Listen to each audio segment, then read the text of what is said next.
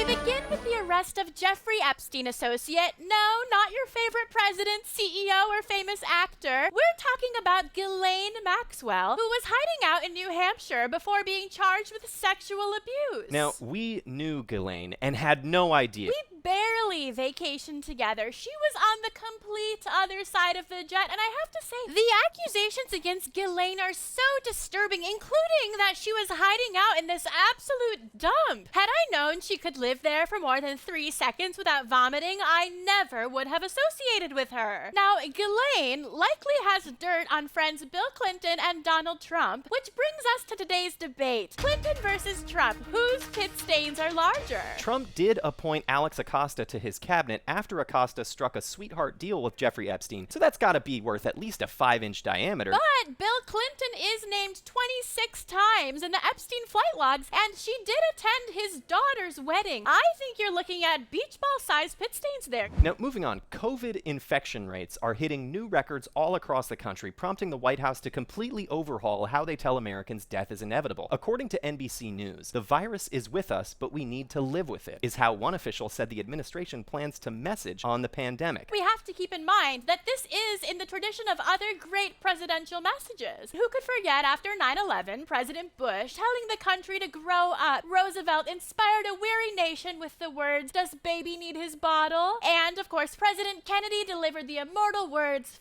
"F*** the moon." Now, Nikole, you've made the case for reparations for slavery, and as a rich white guy developing a robot army to stop it, I'm a little hesitant. I don't make the case just for slavery. I make the case for reparations for 250 years of chattel slavery, followed by 100 years of legal racial apartheid and racial terrorism that didn't end until my father's generation. That makes a lot of sense. Yeah, you kind of piled on there, but you know what? I am convinced. Teddy, I paid for dinner last night. You mind picking up the tab on reparations here? Well, all right, but how much is this going to set me back?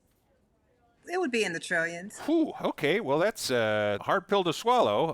Teddy! You made a fortune on private by the prisons, way, right, Teddy. Come on. I mean, I did buy you coffee on your birthday last Nikole, year. can I use points for this? Yeah, do it with your card for points. Okay, all right, I'm doing it. Now, let's turn now to the latest statue toppling, which we're relieved to get to focus on this morning in lieu of meaningfully discussing police brutality. Now, protesters tossed a Christopher Columbus statue into Baltimore's Inner Harbor. I have to say, it is incredibly disrespectful to do something like this on July 4th. Not grappling with our history is a storied American tradition. Nikole, do you agree? Yeah, I actually do agree with that. We do have a tradition of not grappling with our history, and perhaps starting with the fact that Christopher Columbus has almost nothing to do with America.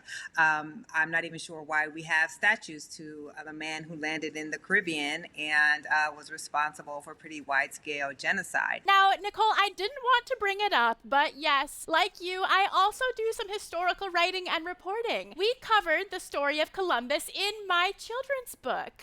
In 1492, Columbus sailed the ocean blue, then found some land to start anew. Some other people lived there too. What happened next doesn't matter to you. Nikole, can I count on you for a blurb? Absolutely not. I would not blurb the book, unless you want a blurb that says no one should read the book. I think it will still look pretty good.